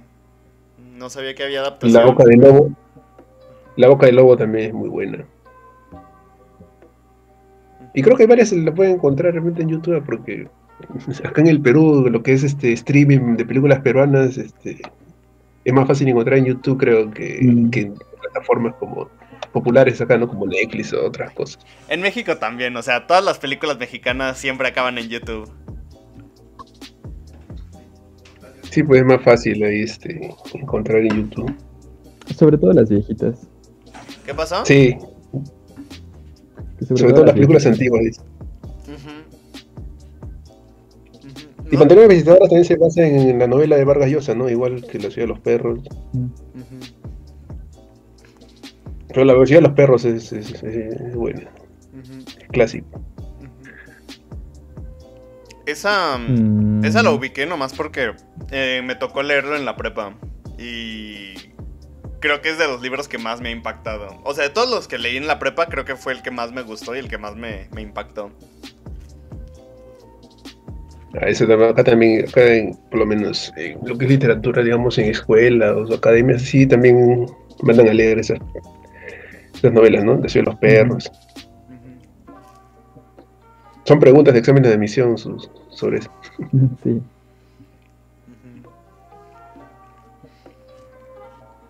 ¿Qué ibas a decir, Mora? Nada. Aunque ahora que he visto más de... Es que la Ciudad de los Perros está situada en Lima también. Es en el, ¿No era en Uruguay? Es en la ciudad. ¿Cómo? ¿No era en Uruguay? ¿O si era en Perú? ¿Qué cosa? No te escucho. La Ciudad de los Perros. ¿Qué tiene? ¿Está como situada en Perú? Claro. Pues sí, creo que era otra región. Era como... Ah, no, sí, es otra región, obviamente, no es Lima, ¿no? Pero Sí, te vas un poco de lo que es Vargas Llosa, es una especie de lo cuenta cuando estuvo en la escuela militar. Que pero allá lo conocieron como la novela más que la película, o recién la película. Yo la verdad no sabía que existía la película. Creo que yo sí había escuchado, igual de Pantaleón y las Visitadoras. Creo que sí había escuchado. Voy a salir, voy a dejarlos un momento, no sé si alcance a volver. No, pues ya vamos terminando, creo, ya no cuánto. Sí, ya. Pues sí, como a modo de conclusión, pues, ¿qué nos puedes decir como de este cine peruano? O sea, porque, por ejemplo, aquí en México, ya esta época de los 90s ya era como un cine más de crítica social o de mensaje social. ¿Cómo ha sido esta evolución en el cine peruano? En cuanto a temas, de repente sí, porque antes abordaba bastante lo que es contexto social, ¿no? Época de los 80, 90, películas sobre terrorismo, ¿no? Y ahora un poco hace unos 10 años, ¿era? No sé, esto más o menos se ha centrado más en lo que es película de comedia, ¿no? Y no sé, pues la comedia es subjetiva, ¿no? A mí de verdad, no me gustan las comedias que se han hecho. No voy a decir que son películas malas porque simplemente no me gustan, digo simplemente que es una comedia que no me parece interesante, ni siquiera me parece un poco, no se esfuerzan en hacer un buen guión de comedia siquiera. Pero puede ser que pero sí es populares, o sea, ha habido comedias que llevan gente a los cines, por lo menos cuando estaban abiertos, ¿no?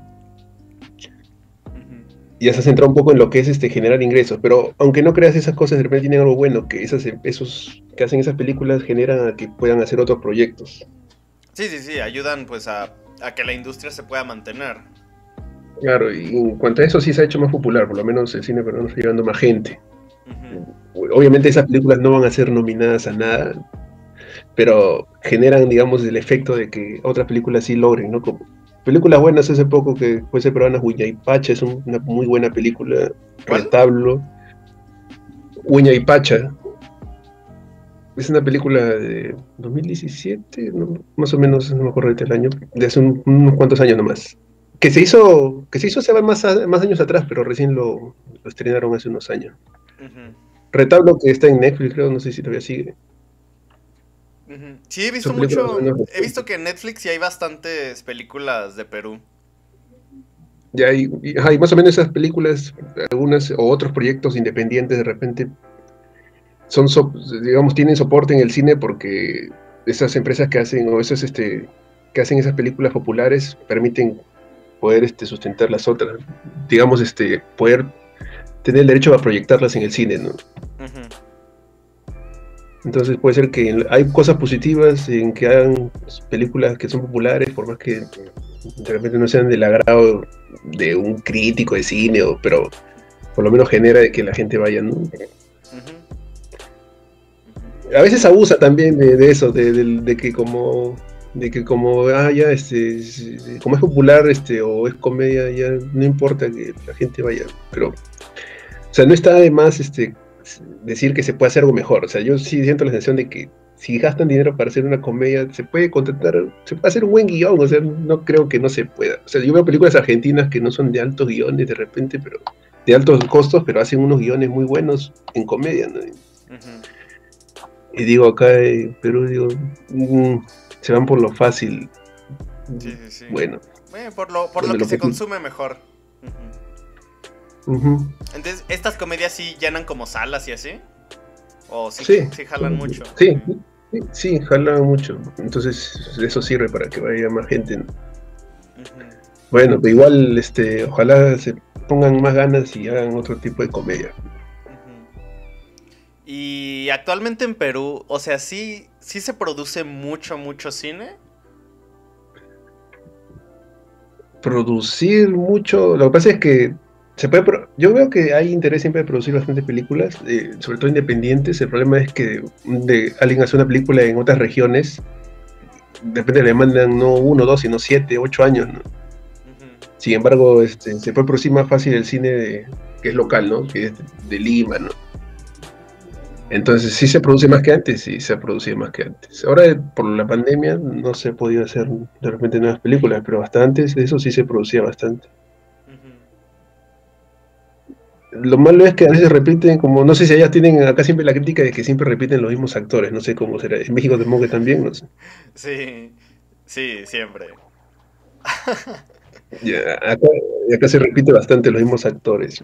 Ya, entonces un poco como que ver lo mismo a veces y hasta a veces como esas que te digo, Uñaypacha, Retablo y entre otras, que hay así más independientes, Ujú. se nota que son mejores, son películas muy buenas, pero que no tienen mayor difusión, ¿no? O sea, supongo que Retablo ha tenido más gente vista en Netflix que de repente lo que llevó al cine en ese momento, no sé. Ujú. Sí, sí, aquí en México. O sea, pues lo típico de lo que la gente se queja siempre. Dicen, no, es que es demasiado Omar Chaparro, Regina Blandón, todos estos actores. O sea, yo veo sus películas y digo, pues. O sea, a mí no me molesta que salgan siempre en las películas. Puede que en algunos casos hasta repitan esta misma fórmula. Pero. No me molesta.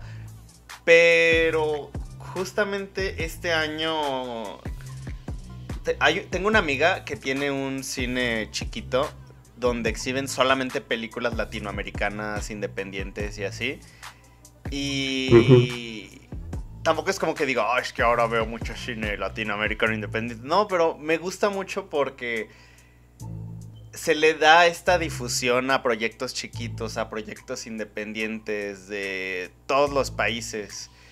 Y sí, por ejemplo, al ver esta película Caídos del Cielo me di cuenta de que... O sea, yo creí que iba a haber una diferencia muy grande en términos de producción, en términos de narrativa, pero no, o sea, somos muy parecidos. Ajá. Sí, en verdad, los temas sociales siempre, sobre todo, o sea, los problemas sociales, económicos, políticos, como dices, en Latinoamérica se parecen bastante. Ujú. Sí, y pues sí, De en repente general... los temas son más, ¿Mm? digo, de repente los temas son tan conocidos y por eso un poco que uno se identifica, ¿no? Y dice, esto puede ser en mi país igual, ¿no? Entonces, hay Ujú. una especie de empatía, ¿no? Sí. Y pues ahora eso que mencionas de la industria también es igual a México. O sea, hasta hace unos años era mucho cine de denuncia, cine de crítica. Y del 2010 para acá, igual ha sido mucha comedia. Bueno, ha sido pura comedia respecto a estas grandes casas productoras. Pero sí, eso hace que la industria se pueda mantener.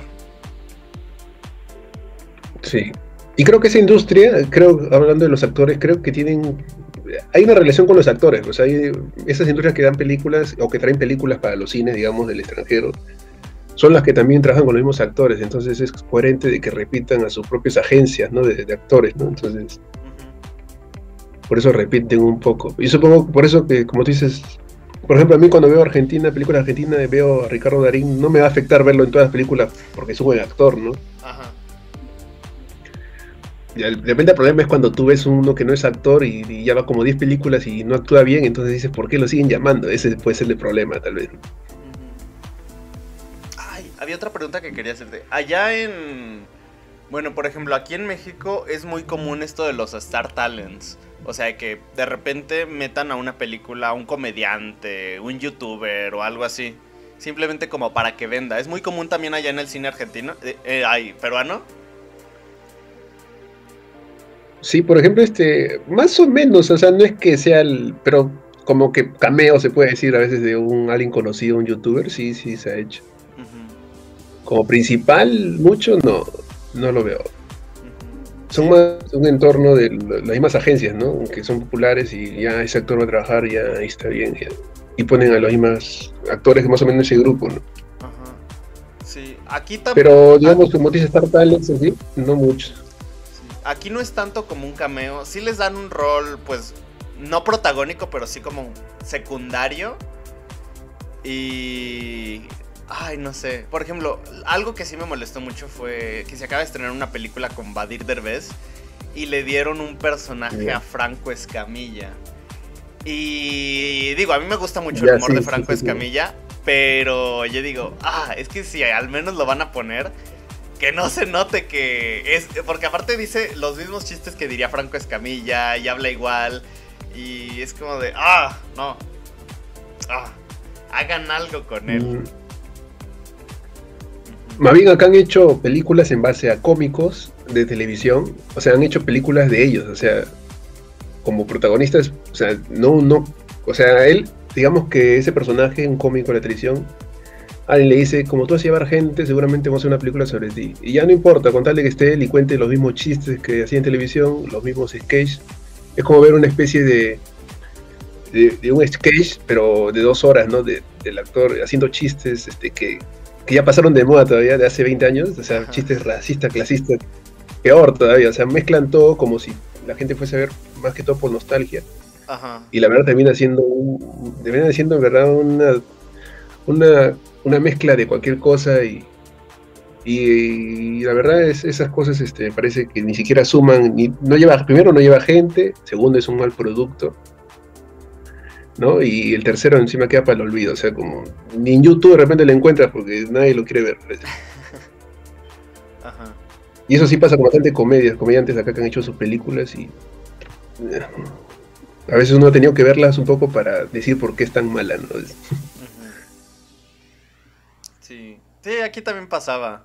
O sea, pues pasó en su momento el siglo pasado con estas películas de... no sé si ubicas al Pirurris. No, ese sí no lo ubico. Pues justamente es un comediante gordito que, o sea, todo su humor se basaba en que él era una persona, pues sí, clasista, que se sentía súper fresa, súper over the top y así.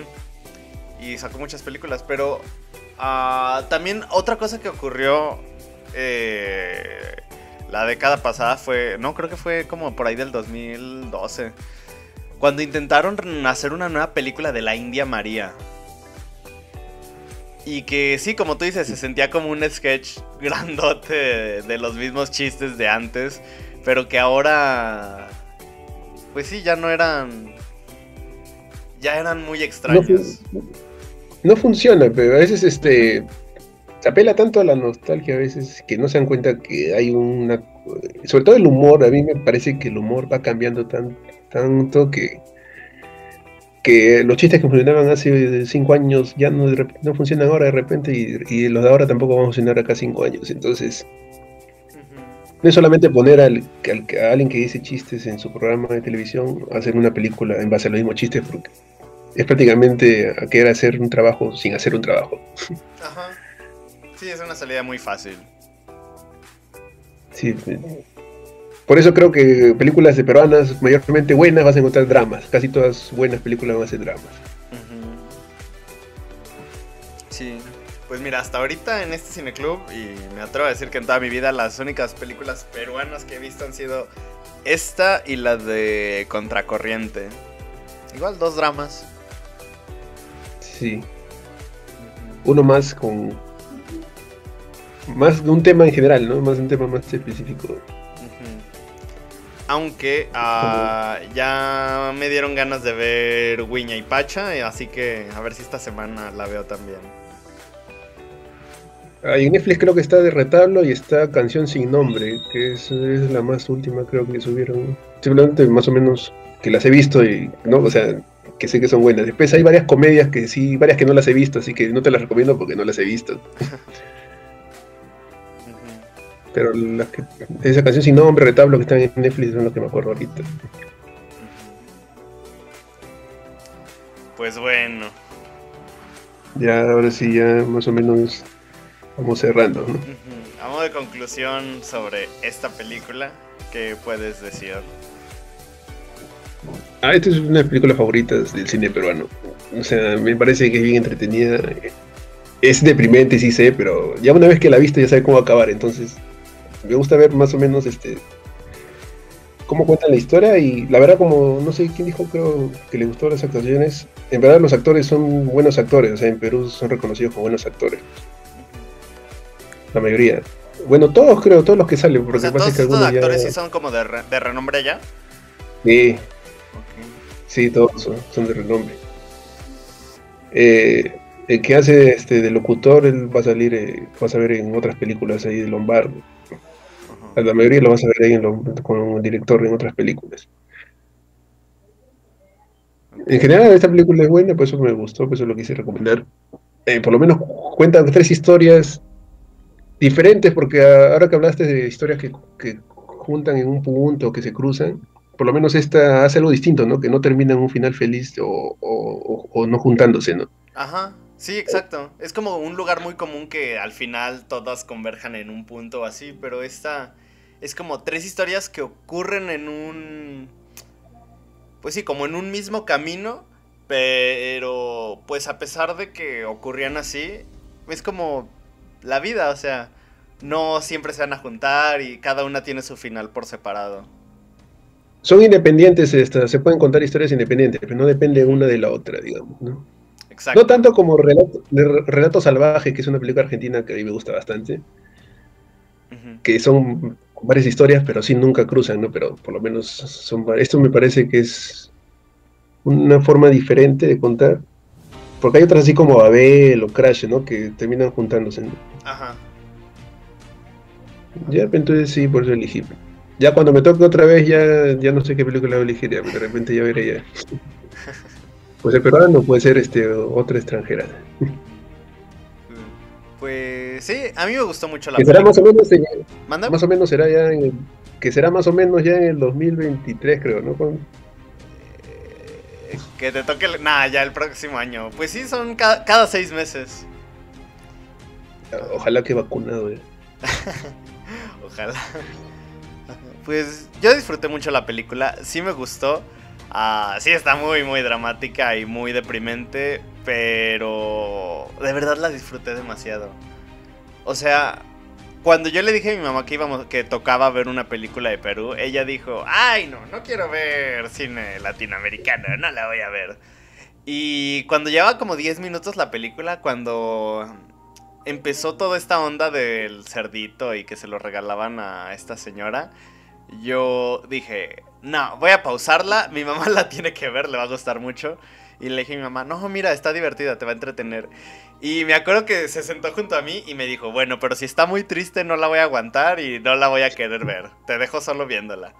Y dije, nah, seguro no está tan triste. Y ya por ahí de la mitad dije, no, puta madre, ¿qué hice?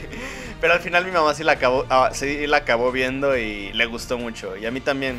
O sea, creo que las actuaciones, los diálogos, todo se me hizo buenísimo.